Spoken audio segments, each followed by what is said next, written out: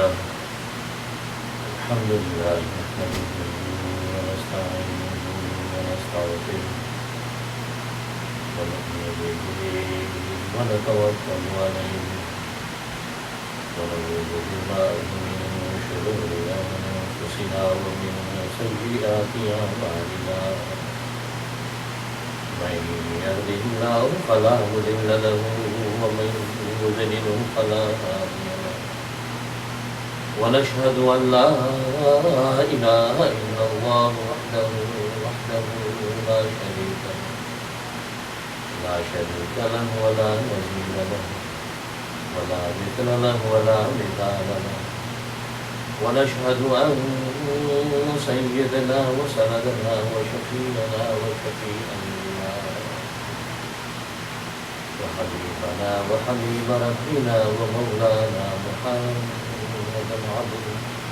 محمدا عبده ورسوله أرسله الله إلى كافة للناس بشيرا ونذيرا وداعيا إلى الله بإذنه وسراجا منيرا أما بعد فأعوذ بالله من الشيطان الرجيم بسم الله الرحمن الرحيم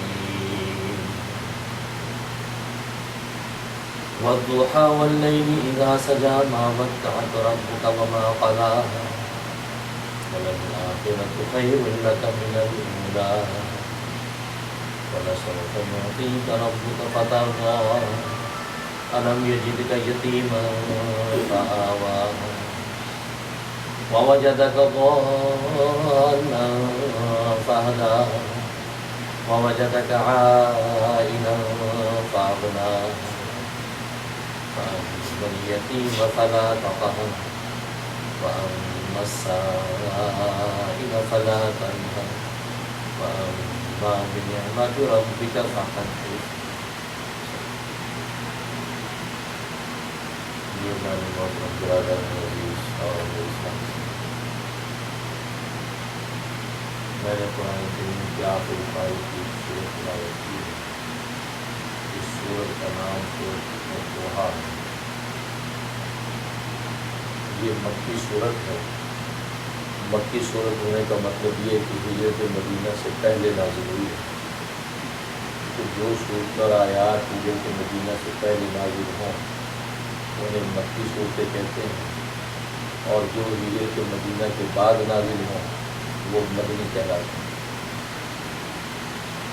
یہ صورت مبارکہ بھی ہجرت مدینہ سے پہلے نازل ہوئی ہے، اور نزول کا سبب یہ ہوا کہ سرکار دو عالم صلی اللہ علیہ وسلم پر وحی کا انقطاع ہو گیا.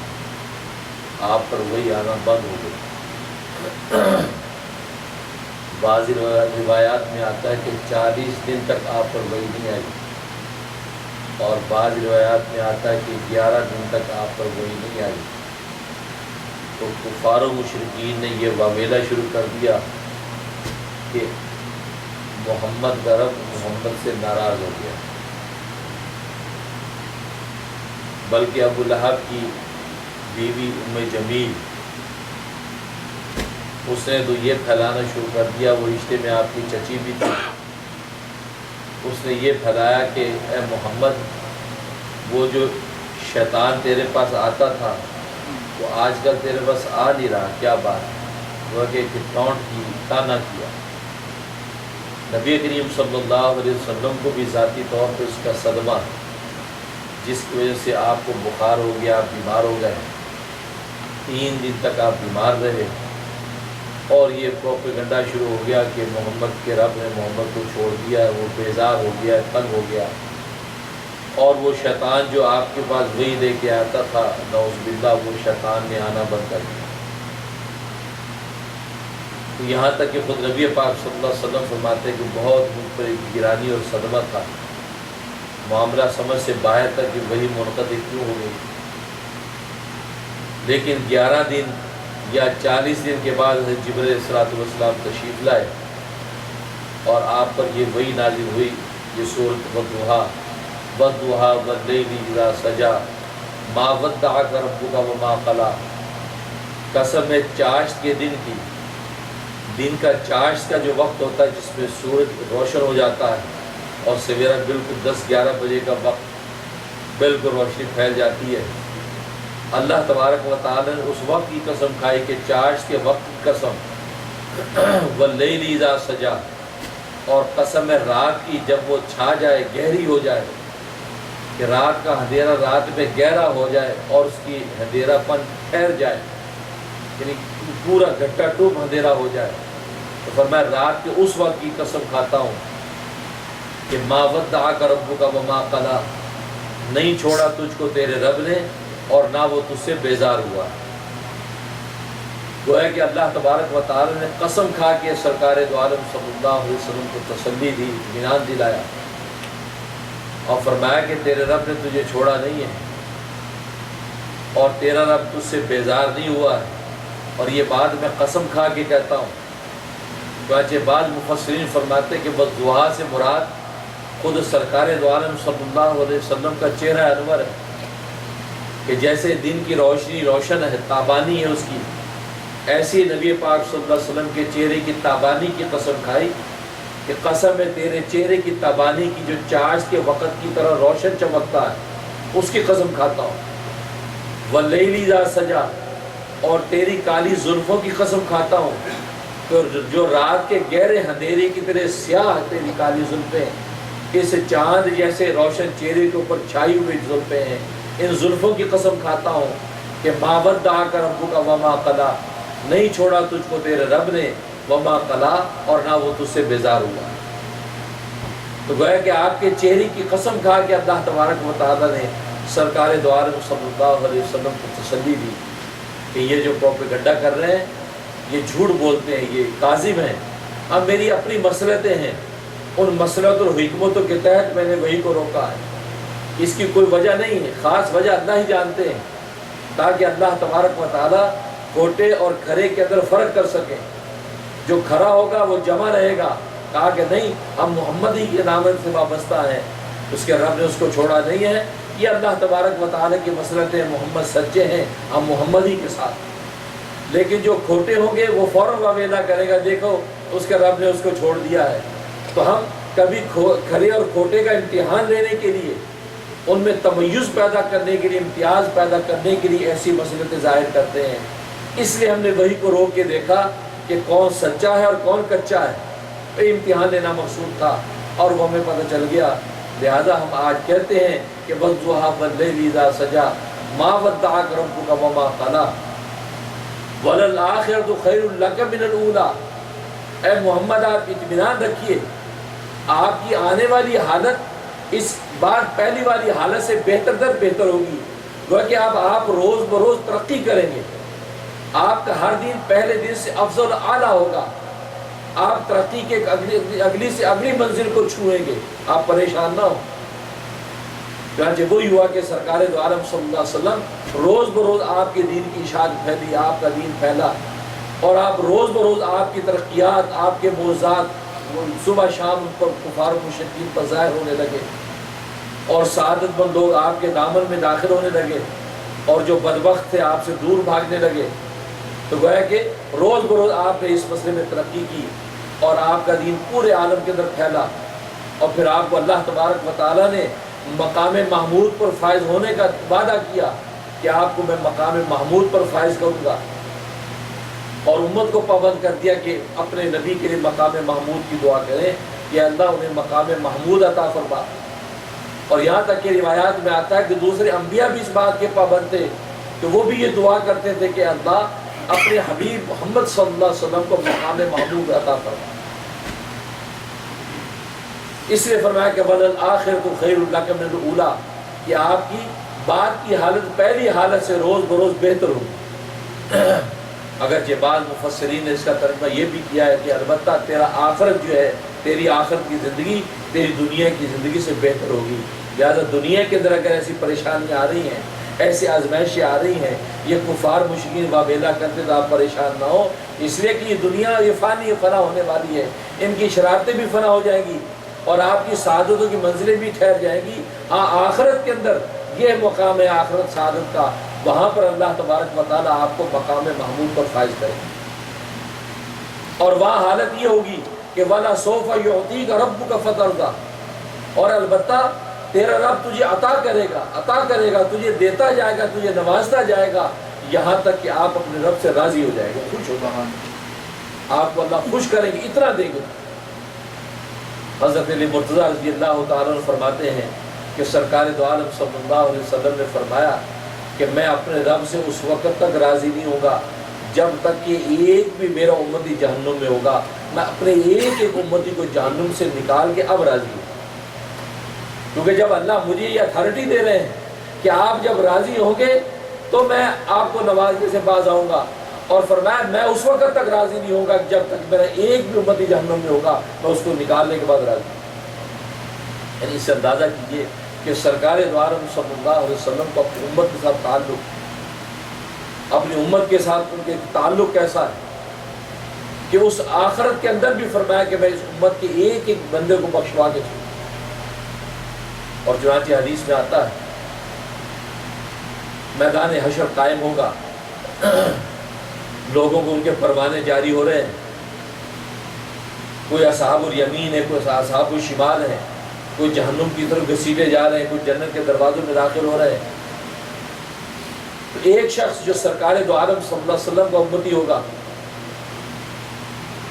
حساب کتاب کے بعد وہ فرشتوں کے حوالے کر دیا جائے گا کہ یا ملائکتی انطلقوا عبدی الی النار، میں اس بندے کو جہنم میں ڈال دو۔ اب وہ فرشتے گھسیٹ کے اس کو لے جا رہے ہیں۔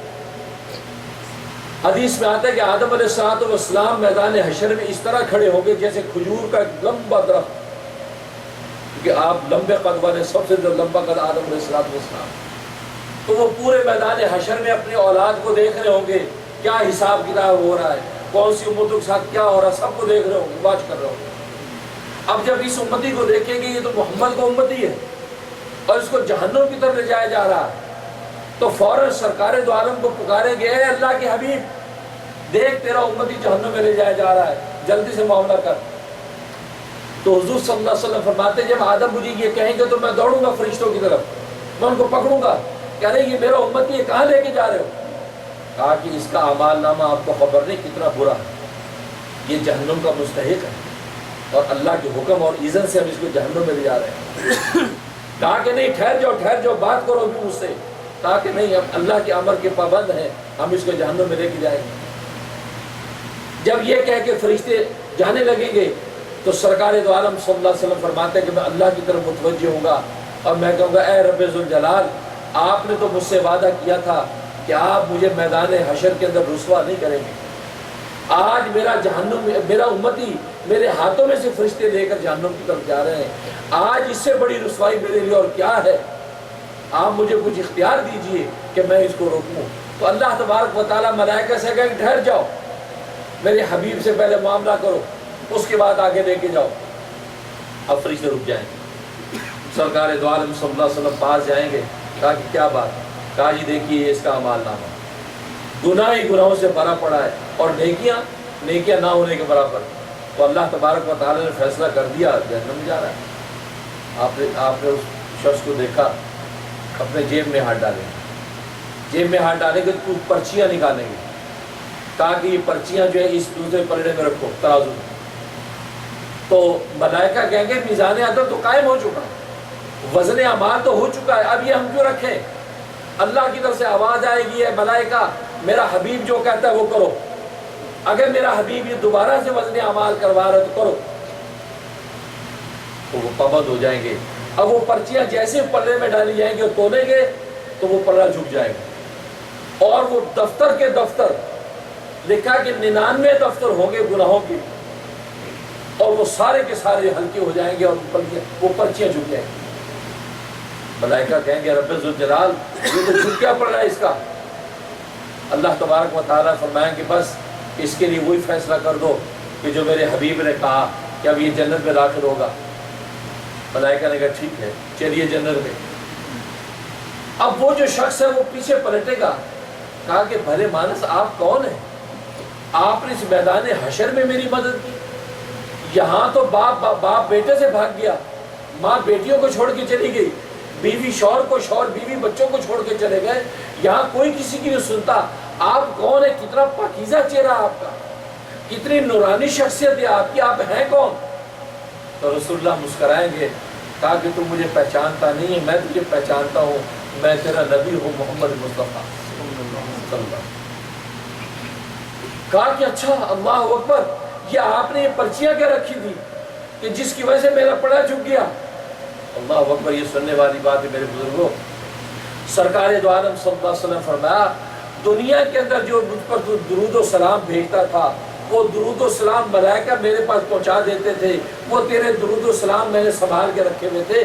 میں نے جب دیکھا کہ یہی تو وہ شخص ہے کہ جس کے درود و سلام کی پرچیاں ملائکہ لاتے تھے، لہذا آج میں نے تیری وہ محبتیں جو اللہم صلی علی محمد، اللہم صلی علی محمد تو کہتا تھا، وہ میں نے تلوائیں اور وہ بھاری ہو گئی اور تیری لیے جنت کا فیصلہ ہو گیا۔ اللہ اکبر۔ میرے دوستو بزرگوں، سرکار دو عالم صلی اللہ علیہ وسلم پر جو درود پڑھا جاتا ہے، ایک کا بالکل محفوظ، اور طبرانی کی حدیث ہے، نسائی شریف کی حدیث ہے کہ فرشتہ نام لے کر بتاتا ہے، یا محمد صلی اللہ علیہ کا فلان ابن فلان قضا و قضا، اے محمد فلاں جو فلاں کا بیٹا ہے، باپ کی نسبت سے بتا رہا ہے کہ فلاں جو فلاں کا بیٹا ہے، اس نے اتنا اتنا صلاۃ و سلام آپ کی خدمت میں بھیجا۔ تو رسول اللہ صلی اللہ علیہ وسلم وہ اس کو اپنے پاس محفوظ کر لیتے ہیں، صلاۃ و سلام۔ یہ وہ صلاۃ و سلام جب ہم پڑھتے ہیں تو رسول اللہ کے پاس جمع ہو جاتا ہے۔ یہ وہ چند پرچیاں، اس نے کبھی اللہم صلی علی محمد کہہ دیا ہوگا، بس اس کا بیڑا پار ہو گیا۔ تو فرمایا وَلَا سَوْفَ يُعْطِيكَ رَبُّكَ فَتَرْضَىٰ، تیرا رب اس وقت تک تجھے عطا کرتا رہے گا، نوازتا رہے گا جب تک کہ تو راضی نہیں ہو جائے گا۔ اور رسول اللہ فرمایا میں اس وقت تک راضی نہیں ہوگا جب تک کہ ایک بھی ادنا امتی کو جنت میں نہ دیکھ لے۔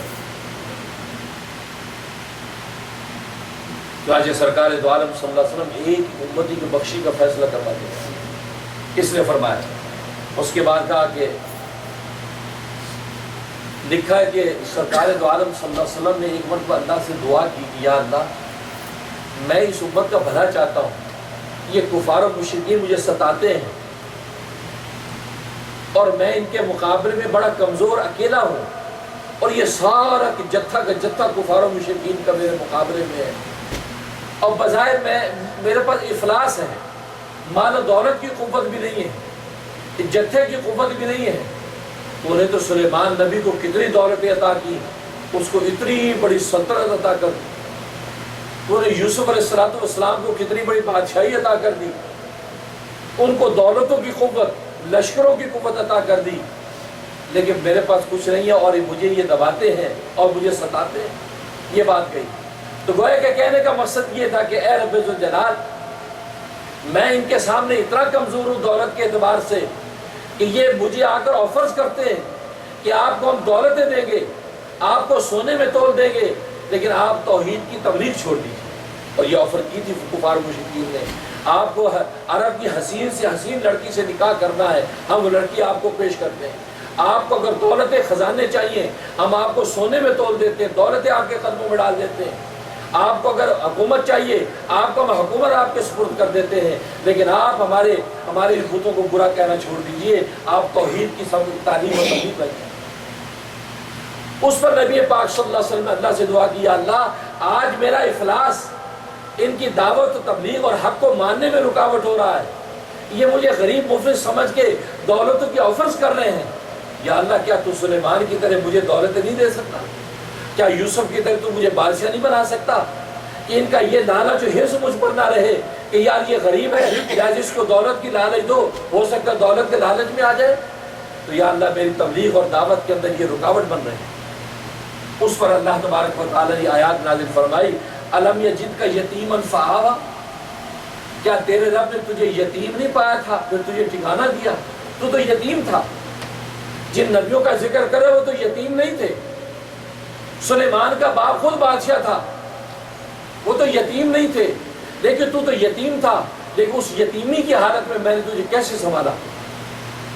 تیرے دادا نے پرورش کی، دادا کی پرورش کے پھر چچا نے پرورش کی، اور ابو طالب کے دل میں ایسی محبت تمہاری ڈال دی کہ اس دن رات وہ تمہاری تربیت و تعلیم اور تمہاری حفاظت میں معمور ہو گیا، ایون اپنی اولاد کو بھول گیا۔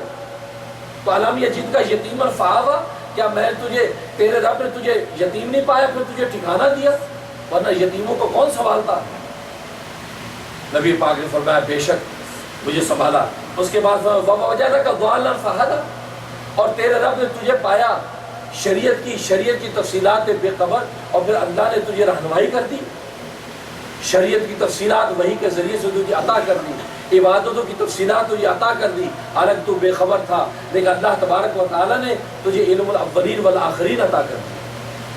ورنہ ایک یتیم کو اتنا علم ملتا ہے, یتیم کے سر پہ باپ کا سایہ نہیں, اس کو مدرسے میں کون پڑھائے گا, اس کو علم کون سکھائے گا, اس کی کفالت کون کرے گا, کوئی کسی کی کیئر نہیں کرتا.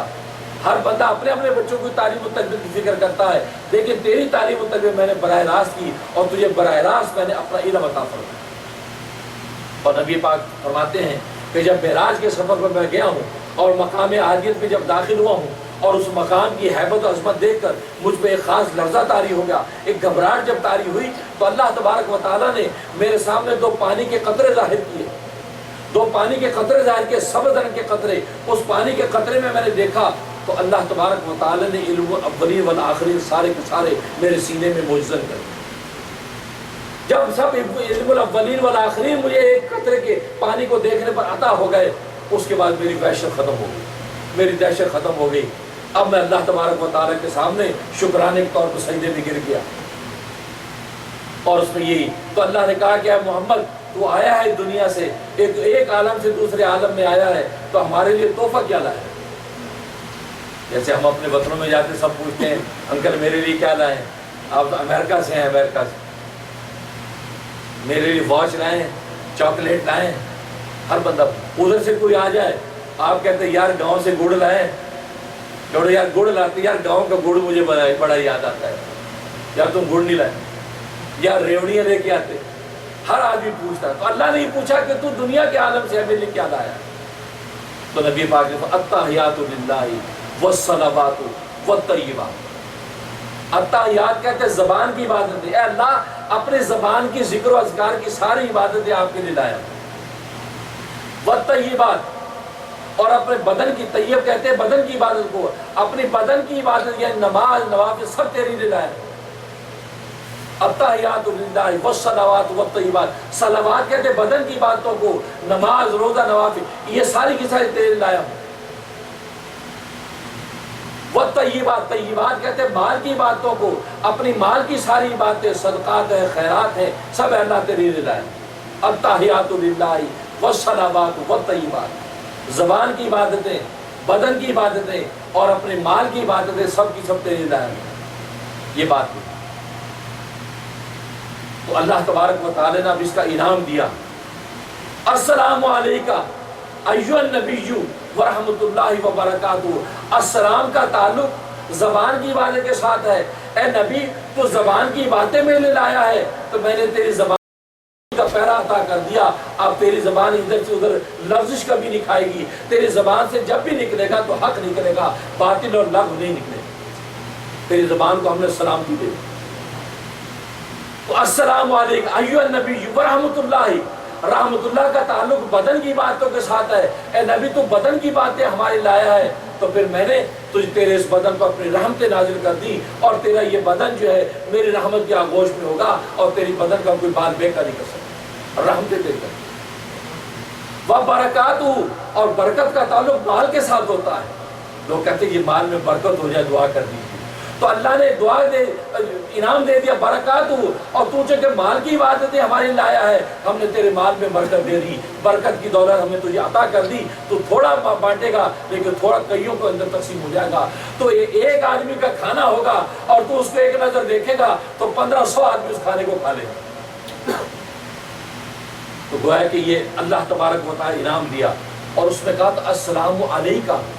علیکہ واحد مذکر مخاطب کی ضمیر ہے کہ اے نبی صرف تجھ پر سلامتی, تجھ پر رحمت, تجھ پر برکت. یہ سوچنے کی بات ہے میرے دوستوں بزرگوں. سرکار دو عالم نے سوچا یہ تو میری ذات پر سب کچھ ہے, میری امت کا کیا ہوگا, میری امت کا کیا ہوگا. اس کو سلامتی کہاں سے ملے گی, اس کو رحمت کہاں سے ملے گی, اس کو برکت کہاں سے ملے گی, مجھے تو ان کی بھی چاہیے. تو نبی نے خود کہا السلام علینا والا عباداللہ الصالحین، اے اللہ صرف میری ذات پہ سلامتی نہیں، السلام علینا جو اس وقت موجود ہے دنیا کے اندر میری امتی، ان سب کا سلامتی آپ، ان سب پر آپ کی رحمت، ان سب پر آپ کی برکت ہونی چاہیے۔ والا عباداللہ الصالحین، جو ابھی تک آئے نہیں ہیں اور آئندہ قیامت تک میرے ماننے والے آئیں گے، وہ سارے جو نیک بندے ان سب پر آپ کی سلامتی اور رحمت۔ تو دیکھو نبی نے وہاں پر ہمارے لیے منظوری کروا دی۔ یہ جو متیات پڑھتے ہیں، یہ کلمات اتنے مقدس ہیں، وہاں بن رہے ہیں، یہ وہاں یہ اس وقت بن رہے ہیں۔ یہ بات ہوئی تو ملائکہ یہ کلام سن رہے ہیں بندے اور خدا کا، ملائکہ پر ایک کیفیت طاری ہوگی کہ سبحان اللہ کیا گفتگو ہوگی، نور کے حالے کے اندر نورانی گفتگو۔ تو ہر فرشتہ بے اختیار پکار اٹھا، اشہد ان لا الہ الا اللہ واشہد ان محمد عبدہ ورسولہ۔ ہر فرشتے نے کہا میں گواہی دیتا ہوں کہ اللہ کے سوا کوئی معبود نہیں، اور میں گواہی دیتا ہوں کہ محمد اللہ کے بندے اور اس کے رسول۔ اور یا ہر فرشتے نے اشہدو کا لفظ کہا، نشہدو نہیں کہا، حالانکہ جماعتیں فرشتوں کی کھڑی ہیں، نشہدو نہیں کہا کہ ہم گواہی دیتے ہیں، اس لیے نہیں کہا کہ ہر فرشتے کی کوشش یہ تھی میں اپنا ذاتی محبت حصہ ڈال دوں اور اپنے ذاتی محبت حصے کا اعلان کر دوں اللہ کے رسول کے لیے، دوسرے کی مجھے پرواہ نہیں، دوسرا بھی عاشق ہے تو وہ بھی کہے، تیسرا عاشق ہے تو وہ بھی کہے، اس لیے میں تو اپنی بات کروں گا۔ لہٰذا ہر ایک نے عاشقوں کی طرح یہی بات کہی، اشہد ان لا الہ الا اللہ، اس لیے کہ عاشق ایک ہی ہوتا ہے اور وہ کسی رقیب کو گوارا نہیں کرتا، اس لیے وہ اپنی بات کرتا کہ میں تیرا عاشق ہوں، یہ نہیں کہتا کہ ہم تیرے عاشق ہیں، ہم والے عاشق نہیں ہوتے، وہ تو فاسق ہوتے ہیں۔ یہاں پر عشق چونکہ ایک کا، اس لیے ہر فرشتے نے کہا اشہد ان لا الہ الا اللہ واشہد ان محمد عبدہ ورسولہ۔ یہاں تک یہ پورے کلمات جس کو ہم التحیات کہتے ہیں، یہ وہ مقام احدیت کے اندر وضع ہوئے، وہاں بن رہے ہیں، اور جس کو اللہ تبارک و تعالیٰ فرمایا ہے میرے حبیب یہ جو کلمات طیب اس وقت مقرر ہو گئے ہیں، یہ جب تجھ پر نماز پہ جو فرض کی گئی تیری امت پر، ان کو کہہ دو کہ وہ التحیات جب پڑھے تو اس کے اندر یہ اس کلمات کو پڑھا جائے۔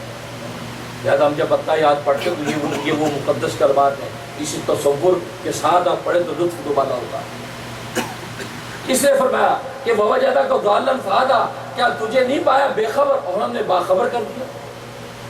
وَوَجَدَكَ عَائِلًا فَأَغْنَىٰ، اور نہیں پایا تجھ کی ہم نے نادار مفلس، پھر تجھے غنی کر دیا، مالدار کر دیا، پھر تیرے ہاتھ سے ہم نے 63 اونٹ ذبح کرائے، پھر خزانے تیرے ہاتھ سے تقسیم کرائے، مفلسوں کے اندر خزانے بٹے، تعریف قلب کے لیے مال غنیمت تجھے ملا ڈھیروں، اور تو نے اللہ کے راستے میں تقسیم کیا تو ہم نے غنی کیا تھا۔ تو یہ انعام اللہ تبارک و تعالیٰ ذکر کر رہے ہیں، اور اس کے بعد ان انعاموں کے مقابلے میں 3 ہدایات دے رہے ہیں۔ پہلی ہدایت کیونکہ تو خود بھی یتیم تھا، ہم نے تجھے سنبھالا، تو فرمایا فَأَمَّا الْيَتِيمَ فَلَا تَقْهَرْ، بس کوئی یتیم آ جائے اس یتیم کو جھڑکنا نہیں، اس یتیم کو ڈانٹنا نہیں، کیونکہ تو بھی یتیم تھا اور ہم نے تجھے سنبھالا، تیرے ہاتھ سر پہ ہاتھ رکھا۔ اب اگر تیرے پاس کوئی یتیم آ جائے کبھی اس کو ڈانٹنا نہیں۔ اور نبی نے یہ فضیلت بیان کر دی، جس نے یتیم کے سر پہ شفقت سے ہاتھ رکھا، اس کے ہاتھ کے نیچے جتنے بال آئیں گے اللہ اتنے اس کے گناہ معاف کر دیتے ہیں، اتنے درجے اس کے بلند کر دیتے ہیں۔ اور فرمایا کہ اللہ تبارک و تعالیٰ اس گھر کو انتہائی محبت اور رحمت سے دیکھتے ہیں جس گھر کے اندر کسی یتیم کی کفالت ہو رہی ہے۔ یہ کتنا بڑا انعام کہ اللہ محبت سے گھر کو دیکھ کے اس گھر میں یتیم کی کفالت ہو رہی ہے، بھلے گھر میں یتیم ہو یا یتیم خانے میں یتیم ہو اور آپ کے پیسے سے اس کی کفالت ہو رہی ہے، بات ایک ہی ہے، اللہ تبارک و تعالیٰ آپ کو ان میں لکھے۔ اس کے بعد فرمایا کہ وَأَمَّا السَّائِلَ فَلَا تَنْهَرْ، اور کوئی سوال کرنے والا آ جائے تو اس کو جھڑکنا نہیں، ڈانٹنا نہیں، کیونکہ تو بھی بے خبر تھا اور تیرے مانگے بغیر ہم نے تجھے خبر دے دی، علم الاولین والآخرین دے دیے۔ لہذا آج بھی اگر کوئی مادی مال مانگنے والا ہے یا علم کا سوال کرنے والا ہے اس کو ڈانٹنا نہیں، بلکہ محبت سے اس کے سوال کا جواب دینا، یہ اس کے مقابلے میں یہ شکر نعمت ہوگا۔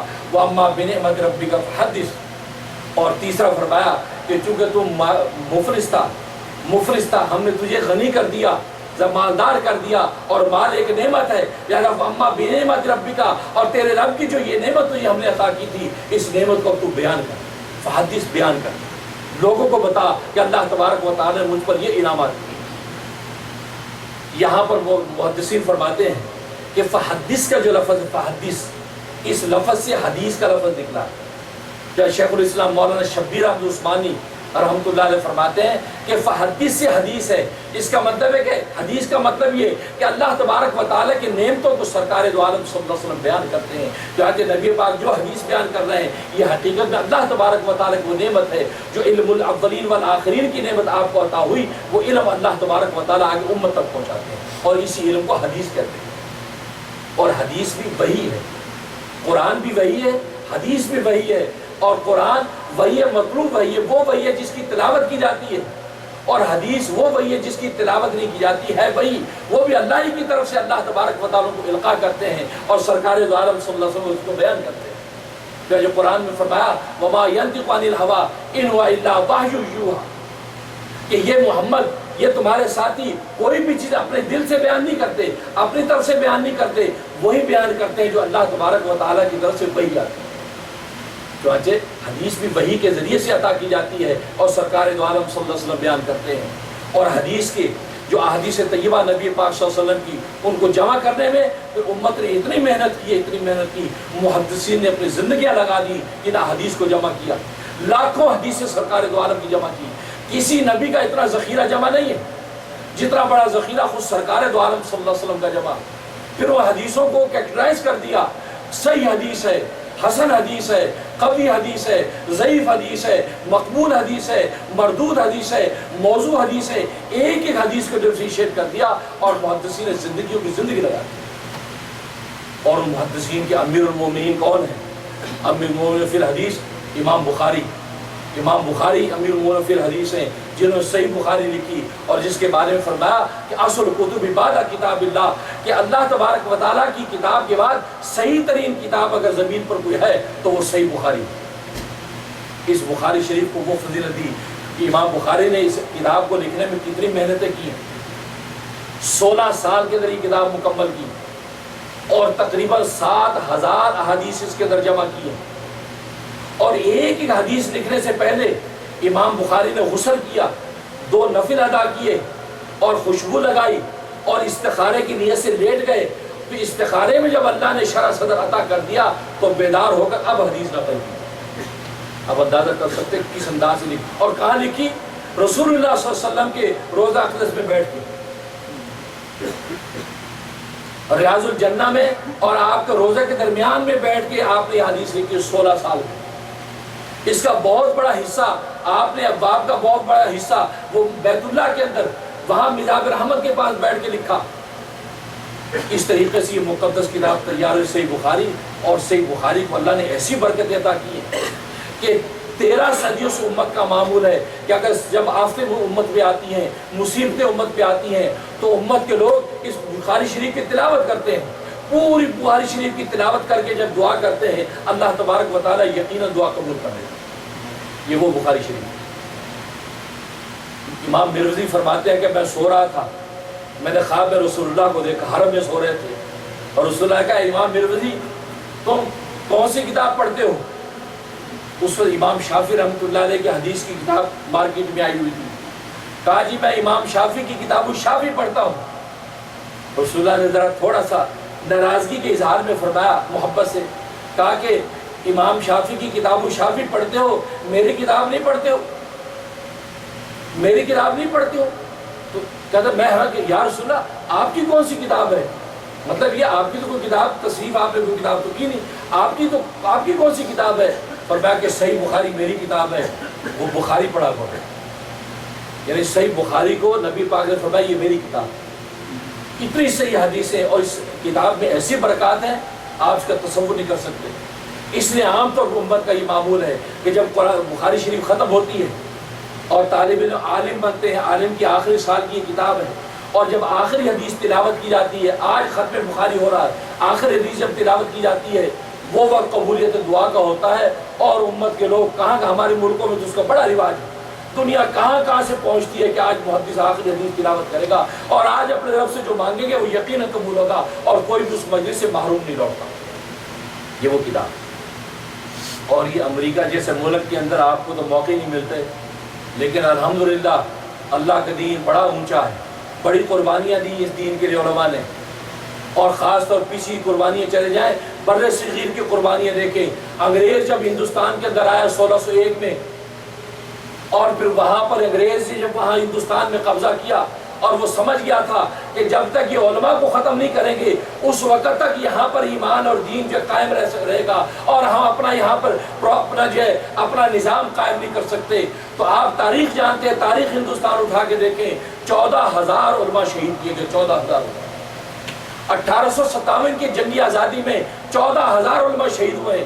ان کو درختوں کے اوپر لٹکا دیا گیا جاتا تھا اور گولیاں برسائی جاتی تھی, لیکن کوئی عالم یہ کہنے کے لیے تیار نہیں تھا کہ ہم محمد کے غلام نہیں ہیں. انگریز یہ کہتا تھا کہ تم یہ کہہ دو کہ ہم محمد کے غلام نہیں ہیں, اتنا کہہ دو تمہاری جان بخشی کر دیں گے. کہا خدا کی قسم ہمیں تو اپنے ایمان بخشی چاہیے, ہمیں جان کی پرواہ نہیں ہے. اور علماء 14,000 علماء اسی طرح شہید ہوتے چلے گئے, لیکن کسی نے یہ نہیں کہا کہ ہم محمد کے غلام نہیں ہیں. اس لیے کہ محمد کی غلامی ہے سند آزاد ہونے کی, محمد کی غلامی ہے سند آزاد ہونے کی, خدا کے دامن توحید میں آباد ہونے. محمد کی غلامی تو اصل تو وہی غلامی, وہی اصل آزادی ہے. اس طرح قربانیاں دی, یہاں تک کہ لکھا ہے کہ جعفر تھانیسری, مولانا جعفر تھانیسری رحمۃ اللہ علیہ کو جب تختہ دار پہ لٹکانے کے لیے لے گئے تو زارو قطار رونے لگے, زارو قطار رونے لگے, اس لیے کہ تختہ دار پر لٹکانے سے پہلے انگریز ظالم نے ان کی داڑھی مونڈ دی, ان کی داڑھی کاٹ توہین و تذلیل کے لیے.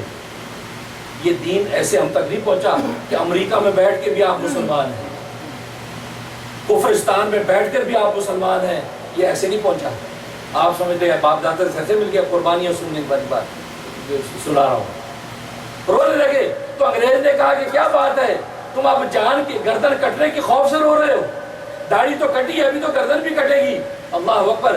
جعفر تھانیسری نے کہا کہ رب کعبہ کی قسم میں اس لیے نہیں روتا کہ آج میری گردن کٹے گی, میں تو اس داڑھی کے پر رشک کرتا ہوں کہ اس داڑھی نے میری گردن سے پہلے قربانی دے دی. میں اس داڑھی پر رشک کر کے رو رہا ہوں کہ میری داڑھی محمد کی دین پر پہلے قربان ہو گئی اور پھر میں برباد کیا ہے.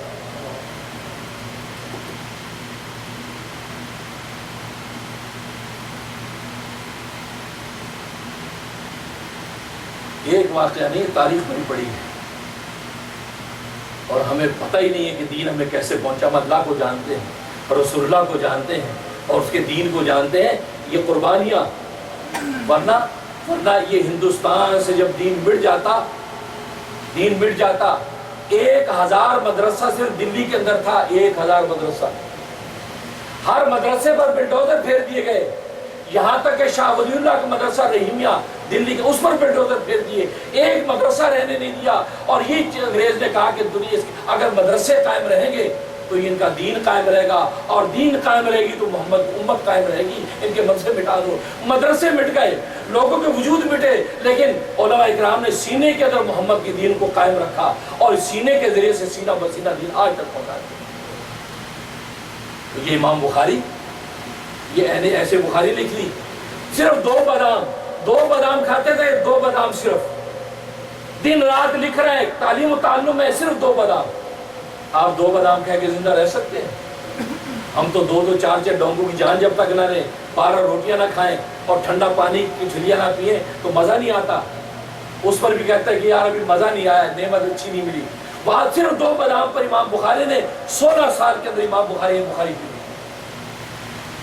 اس سے میرے دوست بزرگوں, امریکہ میں موقع کم ملتے ہیں اور الحمدللہ ہمارے اس مدرسے کو یہ سعادت حاصل ہے کہ نیو یارک میں سب سے پہلا ختم بخاری 2 سال پہلے میری یہاں طالبات 5 طالبات عالمہ بنی اور بخاری شریف کا ختم ہوا, آخر حدیث تلاوت ہوئی اور ماشاءاللہ وہ عالمہ بن گئی.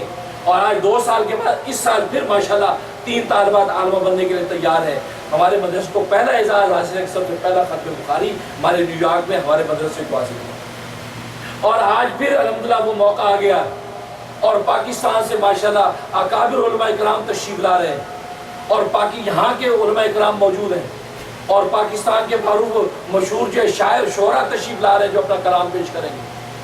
لیکن اب ہم امام بخاری کی, علماء اکرام کی اور صحیح بخاری کی قربانیاں اور اس کی عظمت سننے کا بھی ہمارے پاس وقت نہ ہو تو پھر یاد رکھو اللہ کے پاس آپ کے پاس کوئی عذر نہیں ہوگا کہ اللہ کو کیا جواب دیں. آپ یہ کہتے ہیں ہم سنڈے چھٹی تو ہے پر گروسری کرنی ہے, اجی ماموں آ رہے ہیں، ان کو ہم نے پک کرنا ہے، اجی ہم نے وہاں ٹائم دیا ہوا ہے، اجی اس کی شادی میں جانا ہے۔ میرے دوستوں بزرگوں، یہ بار بار موقع نہیں آتے، اور بار بار آپ کو ہم اعلان کرتے ہیں 7 جون 1 بجے دوپہر اینٹن ہال میں، لانگ آئلینڈ اینٹن ہال میں ختم بخاری شریف کا پروگرام ہو رہا ہے۔ 1 بجے سے لے کے 5 بجے تک وہ پروگرام چلے گا، اور خطیب پاکستان جانشین مولانا شام الحق تھانوی، حضرت مولانا احترام الحق تھانوی جو ہے، یہ آخری حدیث کا درس دیں گے۔ انتہائی عالمانہ فاضلانہ شخصیت ہے، آپ درس سنیں گے حیران ہو جائیں گے۔ پچھلے سالوں میں جنہوں نے وہ ختم بخاری اٹینڈ کیا ہے، وہ کہتے ہیں کہ اس دن ہمیں پتہ چلا کہ حدیث کا نور کیا ہوتا ہے، اس دن ہمیں پتہ چلا کہ یار یہ ختم بخاری کی شان کیا ہوتی ہے، کہ جہاں ہمارے ملکوں میں لوگ فلائی کر کر کے ہزاروں کی تعداد میں لوگ پہنچتے ہیں۔ میں نے کہا یہاں امریکہ والوں کے لیے حج آسان، ان کے لیے روزہ آسان، ان کے لیے ختم بخاری آسان، سب سے آسان، لیکن پھر بھی امریکہ والوں کو ٹائم نہیں ہے۔ میرے دوست بزرگوں، اگر آپ اپنے اس مدرسے، آپ کا مدرسہ ہے یہ اوپر چل رہا ہے، اگر آپ اپنے مدرسے کے لیے نہیں آئیں گے تو پھر اللہ کے پاس آپ کو کہنے کا کوئی عذر نہیں ہے کہ یا اللہ ہم کیوں نہیں آ سکے۔ میرے دوستوں بزرگوں، ضرور وقت نکالو، اگر لطف نہ آئے، آپ کو دین کی حقیقت نہ کھل جائے، آپ کو حدیث کا نور نہ نظر آ جائے، آپ کو سمجھ میں آ جائے کہ ختم بخاری ہوتا کیا ہے، پھر آپ ڈھونڈیں گے کہ یار کہ ختم بخاری ہے تو ہم وہاں جائیں۔ اسے میرے دوستوں بزرگوں، تو ضرور جو آپ 7 جون یاد رکھیں، اپنے کیلنڈر میں ڈال دیں، سارے تقاضے ایک طرف کر دیں، تقاضے پورے ہونے کے بڑے وقت ہیں، اور یہ تو سال 2 سال میں کہیں ایک بیچ بنتا ہے، عالم دین بنتا ہے اور موقع مل جاتا ہے۔ اس لیے آپ کے لیے ہم نے بافرمایا انفرا کا انتظام کر رکھا ہے، آپ ضرور اپنی فیملیز کے ساتھ، فرینڈ کے ساتھ آئیں۔ اس سے کیا ہوگا، ان طالبات کو خوشی ہوگی، ان طالبات کو مبارکیں جب آپ کی بہنیں دیں گی، آپ کی بیویاں مائیں دیں گی، وہ طالبات کے سینے کھل جائیں گے۔ اس امریکہ جیسی دنیا میں ساری باتیں چھوڑ کے ہم اللہ کا قرآن حدیث ہم نے پڑھی ہے، اور قال اللہ قال رسول کے ہم نے نعرے لگائے ہیں، اور وہ کتاب جس کو محمد صلی اللہ علیہ وسلم نے کہا میری کتاب ہے، تو وہ بچے کتنی خوش ہو جائیں گے آپ کی تھوڑی تسلی کو۔ اس سے میرے دوست بزرگوں، آپ علماء کرام جو پاکستان سے فلائی کر کے آئے، بڑے بڑے اکابر جن پر وقت نہیں، وہاں سے تشریف لائے، اور آپ جو اتنا ٹائم لگا ہینٹن کے اندر آ جائیں، جبکہ وہاں پہ آپ کو صرف جو ہے وہ سننا ہی ہے، بلکہ وہاں آپ کو ایپیٹائزر بھی ملے گا، کھانا بھی ملے گا، اور آپ کو بیٹھنے کی سیٹ بھی ملے گی، ایئر کنڈیشن بھی ملے گا، پھر بھی آپ نہ آئے، اس کا مطلب اس کا آپ کو کوئی ادنا تعلق بھی نہیں ہے اللہ اللہ کے۔ اس سے میرے دوست بزرگ آئیں گے یا نہیں؟ آپ آئیں گے تو ماشاءاللہ انشاءاللہ مزہ آ جائے گا آپ کو دیکھ کے، میرا دل بھی خوش ہو جائے گا، اور آپ کو انشاءاللہ روز بروز آگے سے آگے انشاءاللہ روحانی طور پہ، علمی طور پہ ترقی ہوتی رہے گی۔ اللہ سے دعا ہے کہ اللہ تبارک و تعالیٰ آپ حضرات کو توفیق اور محبت عطا فرمائے۔ وآخر دعوانا الحمدللہ رب العالمین۔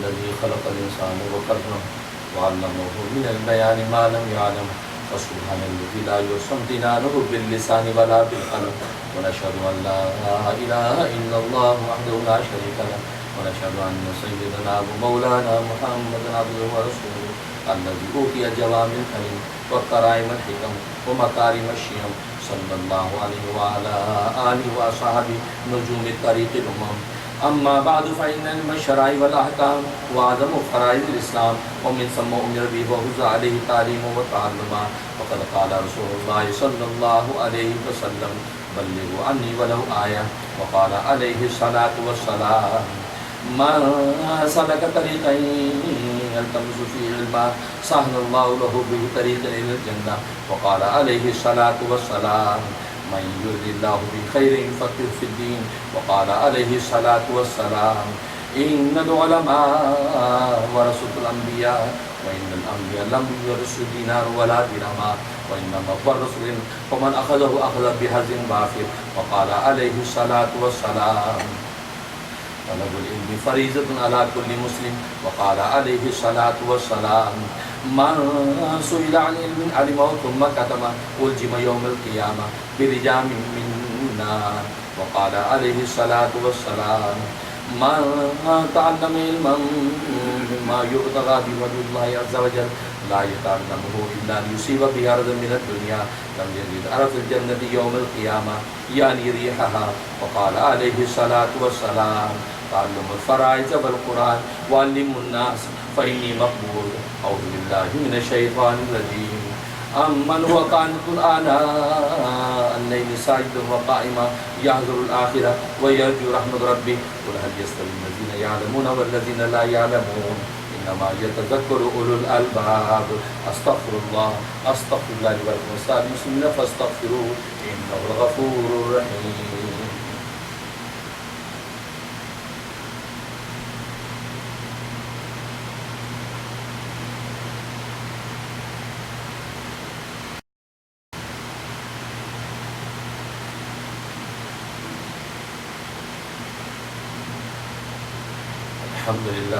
الحمد لله نحمده ونستعينه ونستغفره ونؤمن به ونتوكل عليه ونعوذ بالله من شرور أنفسنا ومن سيئات أعمالنا من يهده الله فلا مضل له ومن يضلله فلا هادي له ونشهد أن لا إله إلا الله وحده لا شريك له ونشهد أن سيدنا ومولانا محمد عبده ورسوله أرسله بالحق بشيرا ونذيرا بين يدي الساعة من يطع الله ورسوله فقد رشد ومن يعصما فإنه لا يضر إلا نفسه ولا يضر الله شيئا.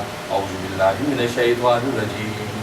إن الله وملائكته يصلون على النبي يا أيها الذين آمنوا صلوا عليه وسلموا تسليما. اللهم صل على محمد عبدك ورسولك وصل على المؤمنين والمؤمنات والمسلمين والمسلمات وبارك على محمد وأزواجه وذريته. قال النبي صلى الله عليه وسلم أرحم أمتي بأمتي أبو بكر وأشدهم في أمر الله عمر وأصدقهم حياء عثمان وأقضاهم علي وفاطمة سيدة نساء أهل الجنة والحسن والحسين سيد شباب أهل الجنة محمد أسد الله وأسد رسوله رضوان الله تعالى عليهم أجمعين. اللهم اغفر للعباس وولدي مغفرة ظاهرة وباطنة لا تغادر ذنبا. الله في أصحابي لا تتخذوا من بعدي غرضا ومن أحبهم فبحبي أحبهم ومن أبغضهم فببغضي أبغضهم وخير أمتي قرني ثم الذين يلونهم ثم الذين يلونهم والسلطان المسلم ذل الله في الأرض من أهان سلطان الله في الأرض أهانه الله. إن الله يأمر بالعدل والإحسان وإيتاء ذي القربى وينهى عن الفحشاء والمنكر والبغي يعظكم لعلكم تذكرون فاذكروني أذكركم واشكروا لي ولا تكفرون. اقیم الصلاۃ. سب سیدھی کر دیں مل جل کے کھڑے.